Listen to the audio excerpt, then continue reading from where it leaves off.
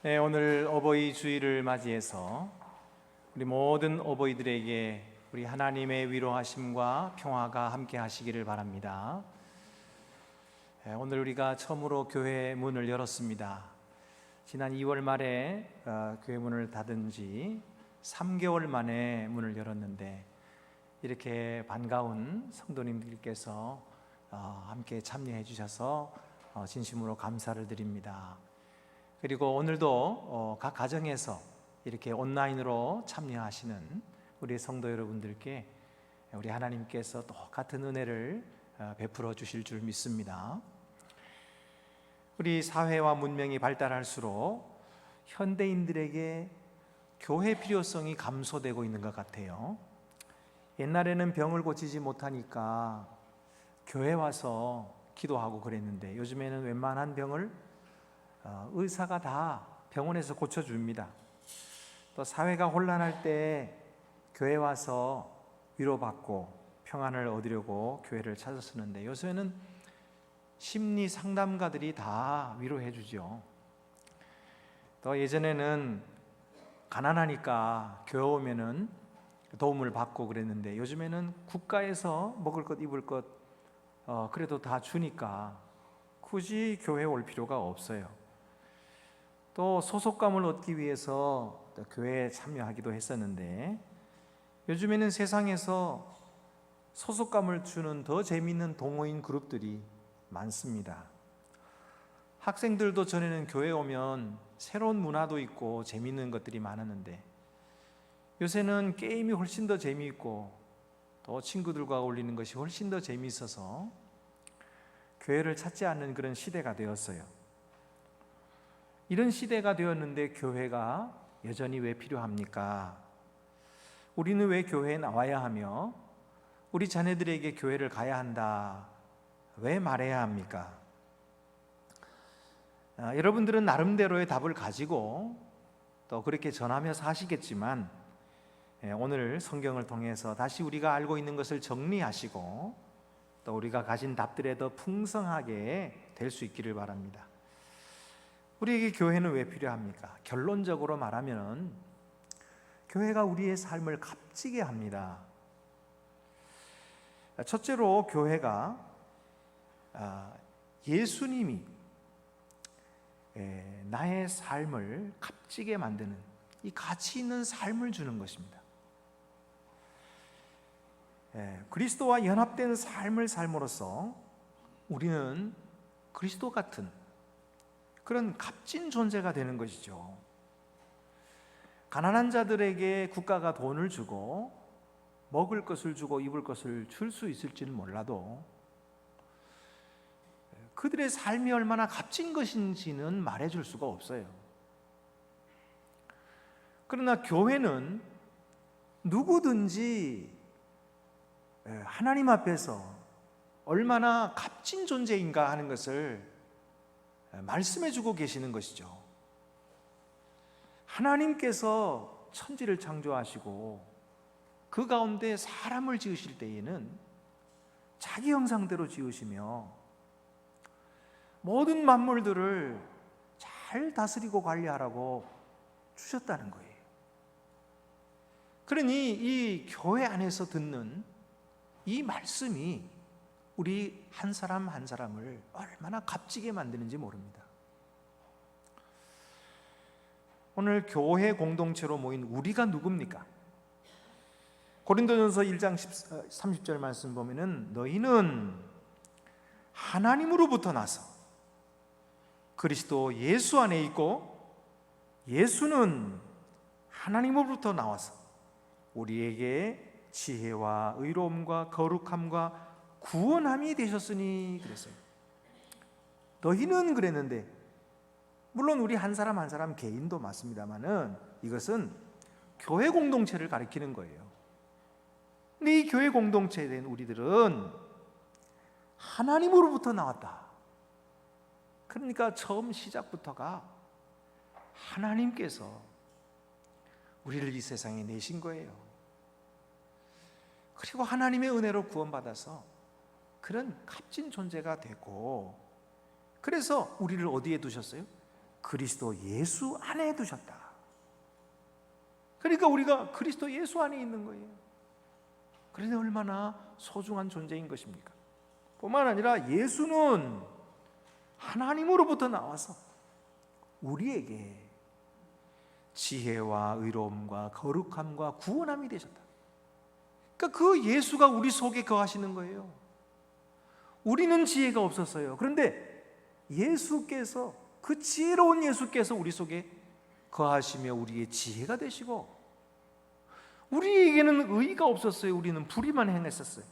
그러나 예수께서 우리에게 오셔서 우리의 의가 되어주시고, 또 우리는 거룩한 존재가 아니었어요. 그러나 예수께서 우리에게 들어오셔서 우리를 거룩하게 하시고 우리를 구원함이 되게 하셨다. 그래서 우리가 존귀한 자가 된 거예요. 우리가 값진 자가 된 거예요. 그러면 예수께서 정말 우리 속에 계신 것을 어떻게 알 수 있습니까? 우리가 보이지도 않고 느낄 수도 없고 어떻게 알 수가 있나요? 마태복음 18장 20절에 예수님께서 뭐라고 말씀하셨어요? 두세 사람이 내 이름으로 모인 곳에 나도 그들과 함께 있느니라 그랬어요. 나도 그들 중에 있다고 말씀했어요. 여러분, 이 말씀대로라면 오늘 우리들이 예수의 이름으로 모여서 예배드리는 이 자리에 예수께서 계실까요? 안 계실까요? 계십니다. 예수님의 말씀은 거짓이 아니에요. 진리예요. 예수님 말씀은 영원하십니다. 그러므로 그 말씀대로 여기 우리 가운데 거하시는 줄로 믿으시기 바랍니다. 그런데 우리가 가끔 보면은 착하게 살고 그럴 때야 예수님이 우리 가운데 거하시겠지만, 우리가 때로는 화도 내고 또 남을 미워하기도 하고 악한 말을 하고 악한 행동을 할 때도 있는데, 그럴 때는 예수님이 떠나시나요? 그럴 때는 예수님이 나는 너를 버리겠다 그러고 버리시나요? 갈라디아서 3장 26절 27절 보면은 너희가 다 믿음으로 말미암아 그리스도 예수 안에서 하나님의 아들이 되었으니 누구든지 그리스도와 합하기 위하여 세례를 받은 자는 그리스도로 옷 입었느니라. 여러분, 우리가 믿음으로 하나님의 아들들이 됐다 그랬어요. 이 말은 무슨 말이냐면 우리의 신분이 바뀌었다 이 말이에요. 이전에는 하나님의 아들이 아니었어요. 이전에는 세상의 죄에 속하 있고 그리고 멸망의 자식들이었어요. 그런데 우리 주 예수 그리스도의 은혜로 예수를 믿음으로 말미암아 하나님께서 우리를 품어주시고 하나님의 아들들이 되게 하신 거예요. 그러니까 우리의 신분이 달라진 것입니다. 그것을 외적으로 표현한 것이 뭐예요? 세례거든요. 우리가 세례를 받을 때 물을 머리에 뿌린 것은 이 물이 나를 씻기는 것처럼 예수의 피가 나의 모든 죄를 씻어 정결케 하셨다는 뜻이에요. 그래서 그 세례로 말미암아 어떻게 됐어요? 세례 받은 자는 그리스도로 옷 입었느니라. 여러분, 이 고대 사회의 옷이라고 하는 것은 신분을 뜻하는 것입니다. 무슨 옷을 입었냐에 따라서 그 사람이 천한 신분이냐, 고귀한 신분이냐, 왕이냐 하는 것 나타나는 거거든요. 그러니까 우리가 그리스도로 옷 입었다는 말은 우리의 신분이 달라져서 하나님의 아들의 존재가 되었다는 뜻이에요. 그래서 우리가 세례를 받음으로 말미암아 신분이 변한 거예요. 그러면 이게 잠시 우리의 행동 좀 잘못했다고 해서 이 신분이 달라집니까? 아니라는 거예요. 이 탕자가 아버지의 재산을 허랑방탕하게 창기들과 다 먹어버리고, 그리고 혼자 생각할 때에 내가 잘못했다. 내가 이제 아버지 집으로 돌아가가지고 하늘과 아버지께 죄를 범하였으니 내가 아버지의 아들이라 일컬음을 감당치 못하겠나이다. 그저 품꾼의 하나로 써주소서. 그렇게 하기로 하고 돌아갔잖아요. 아버지께 그렇게 얘기했더니 아버지가 뭐라 그래요? 아니라는 거예요. 너는 내 아들이라는 거예요. 죽었던 아들이 살아 돌아왔다. 그러면서 종들에게 새 옷을 입히고 가락지를 끼고 잔치를 벌이자. 이게 바로 관계예요. 이게 바로 영원히 변하지 않는 우리의 신분인 거예요. 때로 우리가 잠시 실수하고 잘못하고 그런다고 해서 하나님이 우리를 버리시는 것이 아니라는 거예요. 하나님께서 우리에게 주신 영생은 송아지나 염소의 피로 얻은 것이 아니에요. 고귀하고 값지신 예수 그리스도의 피로 영원한 제사를 드려서 얻은 것이기 때문에 하나님은 결코 우리를 빼앗기지 않으시겠다 약속하신 거예요. 그래서 우리가 어떤 상황 속에서도 내 안에 그리스도가 계시는구나, 떠나지 아니하시고, 이것을 우리가 날마다 확증하는 것이 또 뭐예요? 이것이 성찬인 거예요. 성찬. 오늘 성경 말씀에 성찬이 뭐라고 그랬어요? 우리가 축복하는 바 축복의 잔은 그리스도의 피에 참여함이 아니며 우리가 떼는 떡은 그리스도의 몸에 참여함이 아니냐.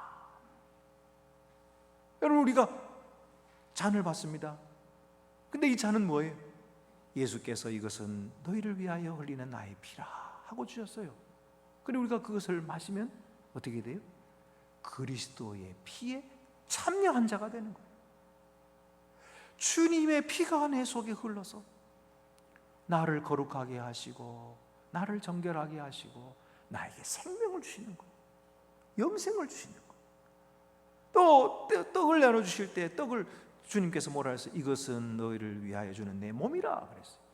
그것을 우리가 받아 먹으면 어떻게 돼요? 그리스도의 몸에 참여하는 자가 되는 거예요. 그래서 그 몸이 우리 속에 들어와서 우리를 거룩하게 하고 우리를 의롭게 하고 우리를 구원하시는 거예요. 그러니까 이 성찬식을 통해서도 우리는 뭘 알게 됩니까? 내가 그리스도와 연합한 자구나. 그리스도께서 내 속에 계시는구나. 내가 그리스도 안에 있구나. 이것을 알게 되는 거예요. 그러니 우리의 삶이 얼마나 값지고 존귀합니까? 이 세상의 젊은이들 가끔 보면은 나는 흙수저로 태어났다 그래가지고 자기 자신을 아주 비참하게 만드는 사람들이 있어요. 세상이 악하다. 내가 내 삶이 희망이 무슨 희망이 있느냐? 이전보다 내가 더 좋은 삶을 살 리가 없다.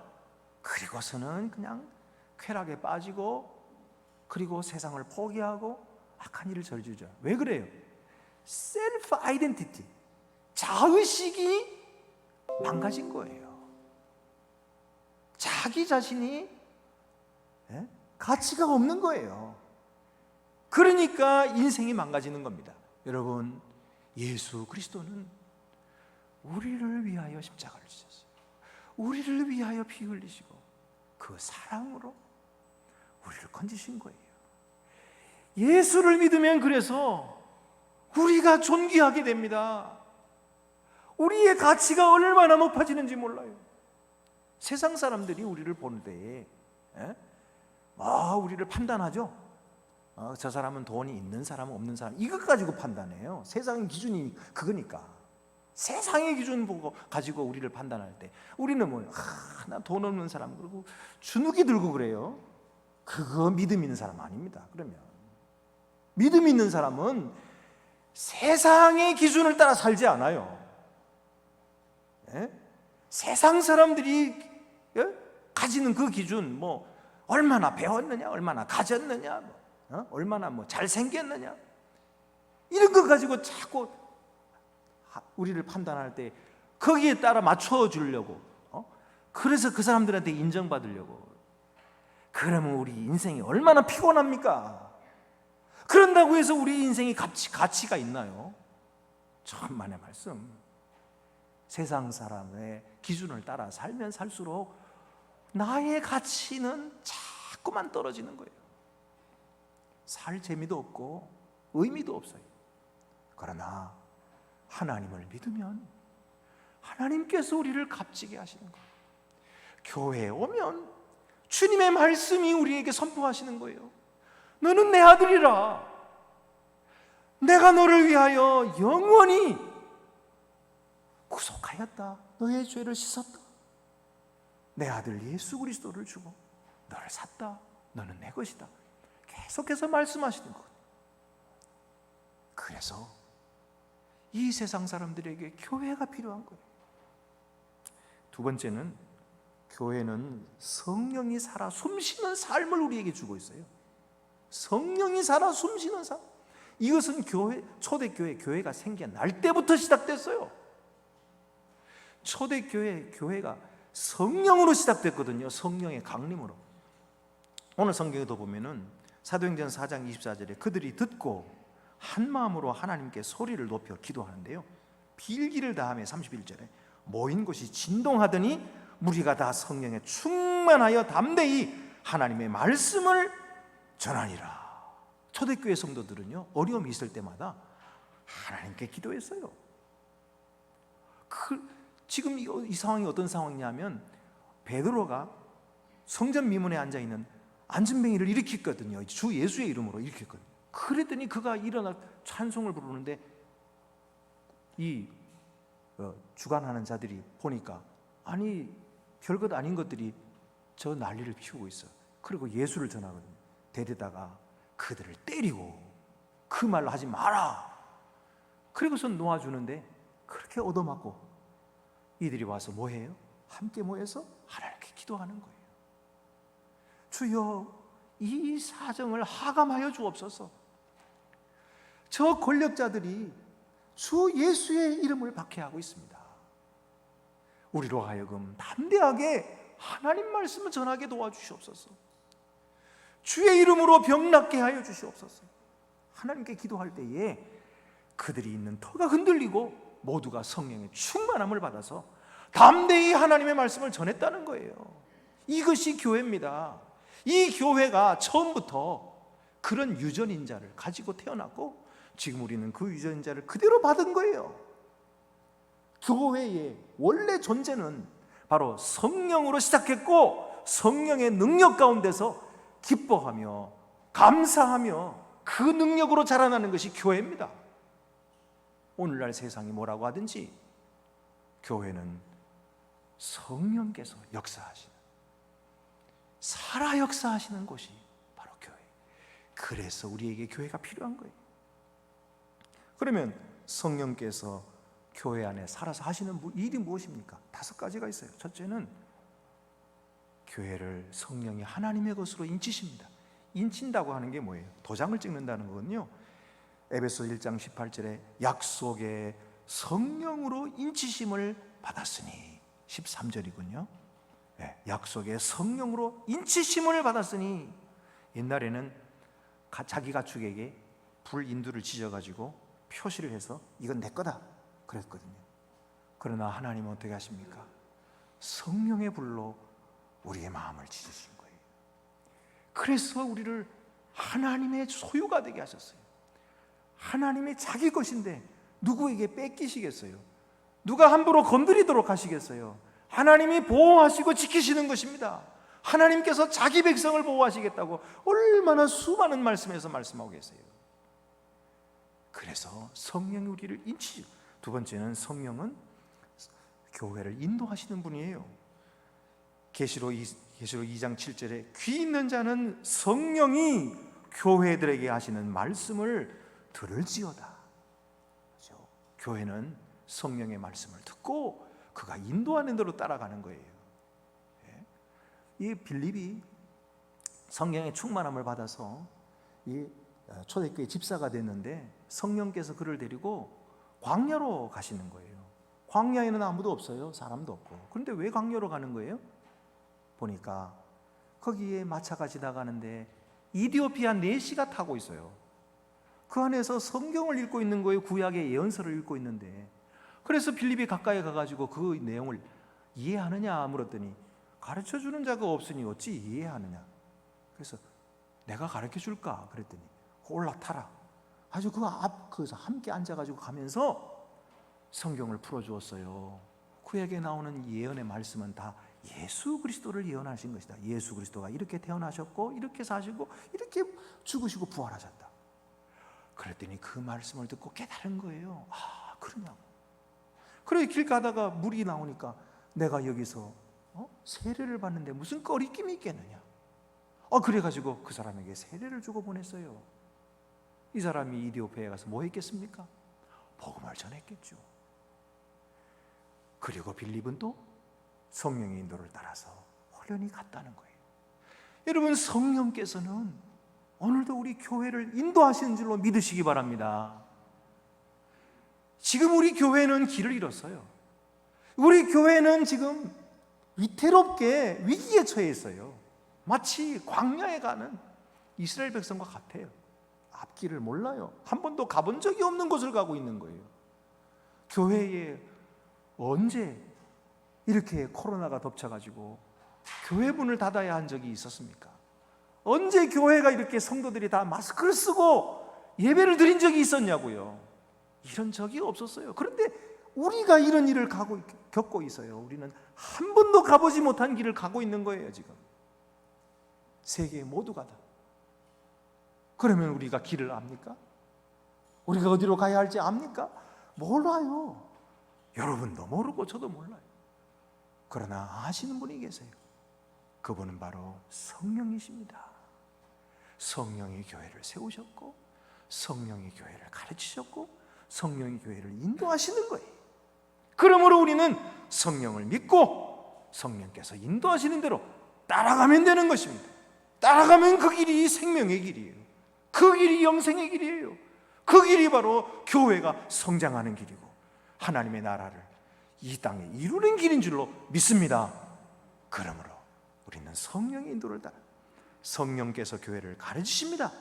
고린도전서 2장 13절에 보면 사람의 지혜가 가르치는 말을 아니하고 오직 성령께서 가르친 것으로 하니 영적인 일은 영적인 것으로 분별하느니라, 이렇게 말씀하셨는데, 여러분, 우리가 좋은 교인일수록 잘 배우는 교인이에요. 그래서 언제나 겸손하게 성령께 맡기고, 그리고 또 듣고, 또 자기 자신의 무지를 고백하는 거예요. 주여, 제가 어려서부터 교회를 다녔습니다마는 뭐 한다고 하는 것이 그것이 뭐 대단하겠습니까? 주여, 오늘 다시 깨닫게 해 주옵소서. 이전에 배웠다고 하시면서도 또 잊어버렸어요. 그때로 살지 못해요. 주여, 오늘 저희를 마음을 감동시켜 주셔서 제가 하는 말씀 실천하게 해주세요. 이렇게 기도하면 성령께서 기뻐하시고 우리에게 새로운 은혜를 주십니다. 이제까지 알지 못했던, 이제까지 깨닫지 못했던 놀라운 은혜를 깨닫게 되고 우리의 삶이 변하는 거예요. 그리고 성령은 교회를 거룩하게 하십니다. 로마서 15장 16절 말씀 보면은 사도 바울이 뭐라고 고백하냐면, 내가 예수의 일꾼이 되어서 하나님의 복음의 제사장 직분을 받았다. 그래서 이방인을 하나님께 제물로 드린다 이러거든요. 이방인을 제물로 드리다니, 이게 좀 너무 심한 거 아닌가 이렇게 생각하는데 그게 아니에요. 사도 바울이 지금 제사장이 되어서 이방인을 제물로 드린다는 건 그들을 죽인다는 게 아니고, 이방이란 존재 자체가 속된 자들이거든요. 하나님과 거리가 먼 자들이에요. 그런데 그들에게 복음을 전해서 성령으로 말미암아 그들을 거룩하게 하여 하나님이 받으심직한 제물이 되게 하셨다는 거예요. 그래서 그들이 구원받게 하셨다는 말이에요. 여러분, 오늘 우리들도 하나님 앞에서 속된 자들입니다. 구원받을 자격 없는 자들이에요. 그런데 하나님께서는 우리에게 복음을 듣게 하시고 성령을 주셔서 우리를 거룩하게 하신 거예요. 그래서 하나님의 거룩한 하나님 앞에 나와서 예배하게 하시고 거룩한 하나님의 자녀들이 되게 하신 것이죠. 이것이 바로 성령께서 거룩하게 하신다, 교회를 정결하게 하시고 거룩하게 하신다는 뜻이에요. 다섯 번째로, 성령이 교회에게 은사를 주십니다. 선물로 주십니다. 고린도전서 12장 7절에 보면 각 사람에게 성령을 나타내심은 유익하게 하려 하십니다. 그 후에 말씀 보면 지혜의 말씀의 은사도 주시고 지식의 말씀의 은사도, 병 고침의 은사도 주시고 방언의 은사, 방언통, 여러 은사를 주시는데요, 오늘날에도 성령은 우리 각자에게 다 다른 은사를 주셔요. 그래서 뭐 하라는 겁니까? 교회의 덕을 세우라는 거예요. 그래서 각 사람에게 성령을 나타내시면 유익하게 하려 하십니다. 우리 모두가 서로에게 유익하게 하기를 하시려고 각자 다른 재능을 주신 거예요. 여러분, 제가 이따가 광고 시간에 말씀드리려고 했는데, 지난 코로나 기간 동안에 우리 교회가 큰 어려움을 당했었어요. 여러분, 광고를 못했어요. 제가 그저 우리 장로님들이 계속 모여가지고 그냥 얼마나 고심하고 그랬는지. 다른 일이 아니라 지금까지 우리 선배, 우리 신앙의 선배들이 정성껏 헌금한 이 헌금 그 기금이 있거든요. 우리 북방 선교를 위해서, 또 선교를 위해서, 이렇게 또 사회 선교를 위해서 이렇게 모아놓은 금액이 모조리 다 압류를 당한 거예요. 압류를. 이게 다른 회사가 우리 교회를 압류를 걸어가지고, 그 복잡한 일이 있습니다. 복잡한 일을 다 설명할 수는 없어요. 그래서 우리가 가만히 있었다가는 그걸 다 빼앗길 뻔했어요. 그런데 하나님께서 우리 교회에 그 일을 잘 풀 수 있는 사람을 적세적소에 맞게 세워놓으셔가지고 그분들이 들고 이런 일을 앞장서서 다 해결하게 하셨어요. 그래서 지난 월요일날 이게 완전히 해결돼서 우리가 돈을 다 찾았습니다. 다 풀렸어요. 하나님께서 이 모든 일을 다 처리하게 하시고, 제가 지난번에 막 잠도 못 잤다 그랬잖아요. 사실 이 일 때문이에요. 너무 고민이 돼가지고 잠이 안 오고요, 입병이 다 나고 약을 먹고 그랬어요. 네, 하나님께서 이렇게 잘 풀어주셨습니다. 우리 교회는 하나님의 사람들이 하나님이 주신 재능을 가지고 서로를 유익하게 하는 것이에요. 교회를 유익하게 하는 것이에요. 이것이 바로 성령께서 역사하시는 것이다. 세 번째로는 교회는 성도들과 친밀감이 넘치는 삶을 살아가는 것입니다. 예수님 우리 보고 서로 사랑하라 그렇게 말씀하셨어요. 그런데 어떻게 서로 사랑합니까? 서로가 있어야 서로 사랑하지 혼자서는 사랑할 수가 없어요. 그래서 우리 교회가 필요한 거예요. 교회에 나오지 않으면 순종할 수도 없고 실천할 수도 없어요. 사랑을 줄 수도 없고 받을 수도 없는 거예요. 우리에게 교회를 주셔서 서로 사랑하고 실천하게 하신 거죠. 데살로니가전서 5장 11절 보면, 그러므로 피차 권면하고, 권면도 피차하라. 서로 덕을 세우기를 너희가 하는 것 같이 하라. 서로 하라 그래서요. 서로. 여기 피차하고 서로 하라고 말씀하신 대로 우리가 서로 교제하도록 하는, 이게 교회입니다. 근데 여러분, 교제가 불가능한 사람도 있어요. 스스로를 특별하게 생각하는 사람은 나는 다른 사람하고 다르니까 특별 대우에 받아야 한다 이렇게 생각하는 사람은 교제할 수가 없어요. 그래서 고린도전서 1장 26절 27절에 보면 이렇게 성경이 말씀하십니다. 형제들아 너희를 부르심을 보라. 육체를 따라 지혜로운 자가 많지 아니하며 능한 자가 많지 아니하며 문벌 좋은 자가 많지 아니하도다. 그러나 하나님께서 세상에 미련한 것들을 택하사 지혜 있는 자들을 부끄럽게 하려 하시고 세상에 약한 것들을 택하사 강한 것들을 부끄럽게 하려 하신다. 이 말이 무슨 말입니까? 하나님은 약한 자들을 품고 계시다는 거예요. 하나님은 미련한 자들을 품고 계신다는 거예요. 그래서 그들은 하나님을 의지할 수밖에 없어요. 그러나 만약 내가 똑똑하다 생각하고 내가 능력 있다 생각하고 그러는 사람은 하나님의 반대편에 서게 되는 거예요. 그러면 하나님께서 그를 대적하실 수밖에 없죠. 잘 될 수가 없죠. 여러분, 그래서 우리가 좀 지혜 있다고 해도, 좀 배웠다고 해도 이 모든 것이 하나님께서 내게 주신 것이다 하는 사실을 깨달아야 돼요. 다시 고백해야 돼요. 그리고 형제 자매들을 볼 때에 이거는 내가 잘나서 내게 주신 것이 아니고 하나님께서 내가 너무 부끄러워할까 봐 그냥 가죽옷을 지어 입히신 것이다,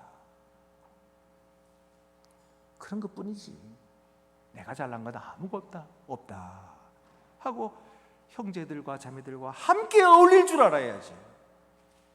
그래야 교회가 되는 거예요. 그래야 서로 사랑이 오고 가는 거예요. 비가 내리는데 그 빗물이 다 어디로 갑니까? 골짜기로 내려가잖아요. 낮은 곳으로. 그래서 낮은 곳에 가면 물이 흥건하게 고여서 거기서 많은 생물들이 살아요. 내 스스로 높아져서 꼭대기에 와서 앉아있으면 그 풍성한 은혜를 받을 수가 없어요. 나는 왜 이렇게 마음이 메마를까? 나는 왜 이렇게 감동이 없을까? 왜 그럴까요? 내 스스로가 높아져 있기 때문이죠. 예배드리는 것도 당연히 예배드리는, 먹는 것도 당연히 내가 벌었으니까 먹는, 이렇게 되면요 메말르는 거예요. 당연한 게 아니잖아요. 예배드리는 것도 하나님의 은혜로 예배드리는 거예요. 주님을 섬길 수 있는 것도 하나님의 은혜로 섬길 수 있는 거지,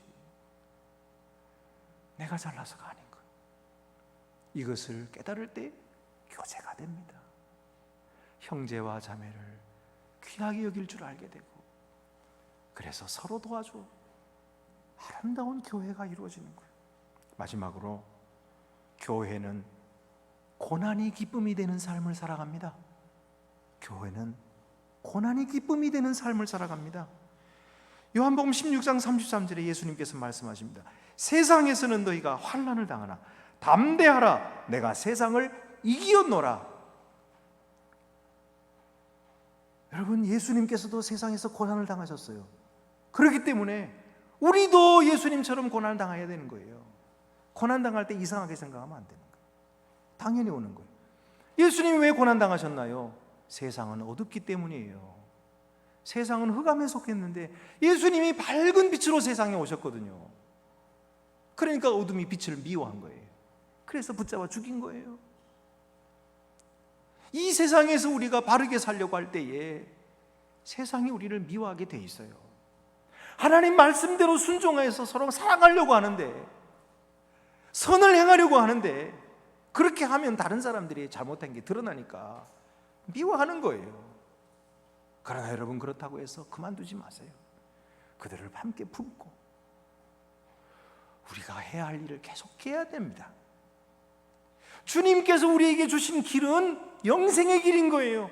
그 길을 포기하면 안 되는 거예요. 세상 사람들은 다 넓은 길로 가고 다 넓은 문으로 들어갈지라도 우리는 좁은 길로 가야 돼요. 험한 길이에요. 이것은 다른 사람들이 찾지 않는 길이에요. 가는 사람이 많지 않아요. 그래도 우리는 가야 됩니다. 왜요? 주님이 가신 길이니까. 그 고난 후에 영광이 있는 줄 알기 때문에. 그래서 주님께서 우리에게 부탁하신 거예요. 팔복의 말씀 뒤에 뭐라고 말씀, 오늘 본문에 마태복음 5장 11절 12절에 나로 말미암아 너희를 욕하고 박해하고 거짓으로 너희를 거슬러 모든 악한 말을 할 때에는 너희에게 복이 있나니 기뻐하고 즐거워하라. 고난을 받을 때, 힘들 때 기뻐하고 즐거워하라.